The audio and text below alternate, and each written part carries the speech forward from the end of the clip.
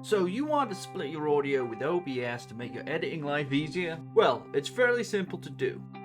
But unless you're using any of the Adobe programs, getting that audio to work in another editing software can be quite tricky. But I'm here to show you how to do just that. With this method, you'll be able to manipulate output such as game audio, Discord, music, microphone, and many others. If you don't have OBS Studio yet, download it from https:/obsproject.com/download or from the link in the description below. It's free and a pretty good piece of software. Install and open OBS. At the bottom left, you will see a plus symbol. Click it to create a new workspace. Notice, desktop and mic audio already exist, but you wish to split the audio further. So here's how to do so. Start by opening settings. Select output and set the mode to advanced. Then go to the recording tab and under audio track, select the amount you wish to split the audio into. Personally, I like to use 3. So for recording, select tracks 1 through 3. However, bear in mind that if you plan on streaming, track 1 is for streaming and track 2 is for Twitch VODs.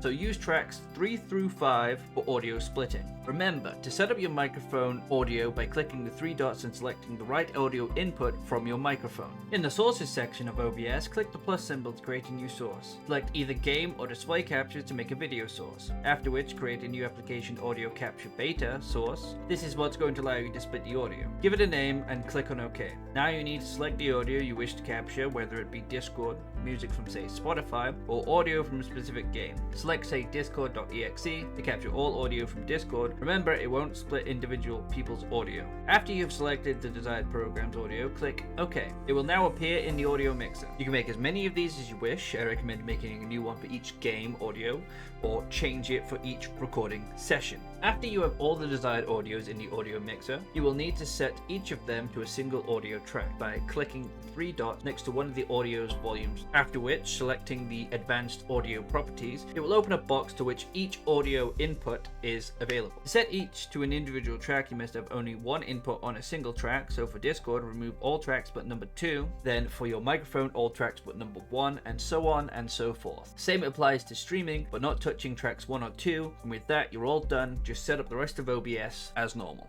To get our audio to work in another editor that's not Adobe, firstly you will need to go to www.blackmagicdesign.com/uk/products/davinciresolve, or from the link in the description below, download davinciresolve for Windows. This program has the ability to detect each individual audio track. Now you could edit in DaVinci and leave it there since it has everything you need to make videos, but for those of you who wish to use something else, perhaps something more familiar, then you're going to need to extract each audio track, and DaVinciresolve can help us do that. Once DaVinci is installed, create a new project and drag all of your OBS recordings into the media pool. From there, switch to workspace at the bottom to the edit workspace and drag each video one by one into the timeline, snapping them together, preferably in number order. After all the videos you want are in the timeline, change the workspace over to the deliver tab. You'll need to uncheck the export video option on the far left, since it will reduce the time it takes to export the audio, and you can always resync your video back to the audio later. Next, click on the audio tab, and where it says render 1 track per channel, select that option to have it render each audio track into individual files. And remember to set output track 1 as all timeline tracks so that you get all the files as individual tracks from the entire timeline rather than 1 or 2 merged together. Next, I recommend choosing the MP3 format as well as the MP3 codec for best results, but these are up to you. Remember, render times depend on the length of your audio, and having the render 1 track per channel reduces the amount of time it takes for it to render out.